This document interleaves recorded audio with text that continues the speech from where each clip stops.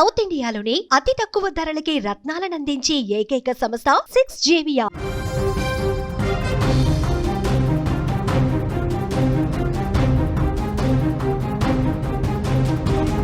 KPHB భార్యాభర్తల ఆత్మహత్యలో కీలక మలుపు చోటు చేసుకుంది. ఆత్మహత్య యత్నంలో భార్య యూటర్న్ తీసుకుంది. భర్తను చంపేసి బతికి బయటపడింది రమ్యకృష్ణ హత్య కేసు నమోదు చేశారు పోలీసులు. రమ్యకృష్ణ మీద భర్త చనిపోతున్నా చలించలేదు భార్య.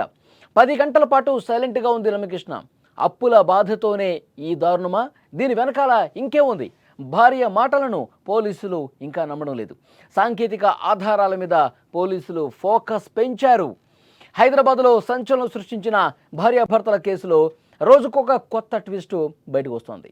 కేపీహెచ్బీ పోలీసులు జరుపుతున్నటువంటి దర్యాప్తులో అనేక అనుమానాలు, విస్తుపోయే వాస్తవాలు ఇప్పుడు బయటకు వస్తున్నాయి. 3 రోజుల క్రితం ఒక విషాద ఘటన ఆత్మహత్యాయత్నంగా మొదలైనటువంటి ఈ కేసు ఒక మిస్టరీగా ఇప్పుడు తయారైంది. అప్పుల బాధలు తట్టుకోలేక కత్తితో గొంతు కోసుకున్న ఈ దంపతుల కథలో భర్త మరణానికి భార్యే కారణమనే అనుమానాలు బలపడుతున్నాయి. అయితే ఈ కేసులో పోలీసులు అనేక కోణాల దర్యాప్తు చేస్తున్నారు. భర్త రామకృష్ణారెడ్డిని చంపిన తర్వాత భార్య రమ్యకృష్ణ ఎందుకు ఆత్మహత్య చేసుకోలేదు అనేది ప్రధాన ప్రశ్న. ఇద్దరు కలిసి ఆత్మహత్య చేసుకోవాలని నిర్ణయించుకున్నప్పటికీ భర్త మరణించిన తర్వాత ఆమె తన నిర్ణయాన్ని మార్చుకోవటం వెనుక ఏదైనా కారణం ఉందా అనే కోణంలో పోలీసులు కూపీలాగుతున్నారు.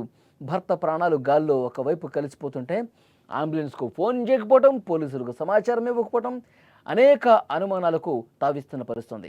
ఈ ఘటన జరిగిన తర్వాత పోలీసులు అక్కడికి వచ్చారు. ఆ ఘటన స్థలాన్ని పరిశీలించారు. భార్యని క్వశ్చన్ చేశారు.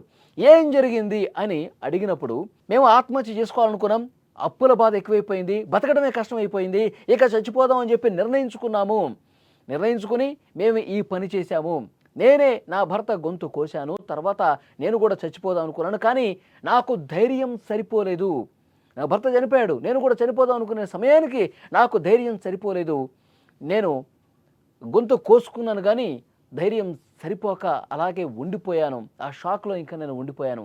నా భర్త చనిపోయాడని చెప్పి ఆమె పోలీసులకు చెప్పింది. కానీ పోలీసులు ఇంకా ఈ విషయాన్ని నమ్మటం లేదు. దీని వెనకాల ఇంకో ఏదో రీజన్ ఉంది.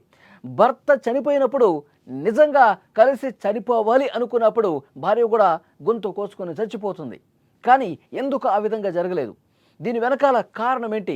భర్త కొన ఊపిరితో కొట్టుమిట్టాడుతున్న సమయంలో కూడా ఓకే, తను యూటర్న్ తీసుకుంది, తను చనిపోవద్దు అనుకుంది. మరి భర్త గొంతు కోసినప్పుడు తను ఆ రక్తపు మడుగులో పడి కొన ఊపిరితో ఉన్నప్పుడు కనీసం బతికించాలన్న ఆలోచన రావాలి కదా, కనీసం అంబులెన్స్కి ఫోన్ చేయాలన్నటువంటి ఆలోచన రావాలి కదా, తర్వాత పోలీసులు కంప్లైంట్ చేయాలన్నటువంటి ఆలోచన రావాలి కదా. ఇదేమీ లేకుండా దాదాపు 10 నుంచి 15 గంటల పాటు అదే రూమ్లో అదే విధంగా ఉండటాన్ని ఏ విధంగా చూస్తారు? భర్త చనిపోయిన తర్వాత అదే రూమ్లో పడుకుంది 10 గంటల పాటు. అంటే దీని వెనకాల ఏంటి రీజన్? అంటే ముందే ఒక ప్లాన్ ఏమన్నా వీళ్ళు గీసుకుందా? భార్య రమ్యకృష్ణ ముందు ఒక ప్లాన్ ప్రకారం ఆత్మహత్య వైపు భర్తను కూడా నడిపించి ఆ తర్వాత తను చనిపోయాక యూటర్న్ తీసుకుందామని ముందే ఒక ప్లాన్ అనుకుందా? దాంట్లో భాగంగానే ఈ వ్యవహారం మొత్తం నడిపించిందా? అప్పుల బాధ కాదు, అసలు వేరేమీ ఏవీ కాకుండా ఒక కొత్త కోణం ఏమైనా ఉందా? దాంతోనే ఈ విధంగా చేసిందా?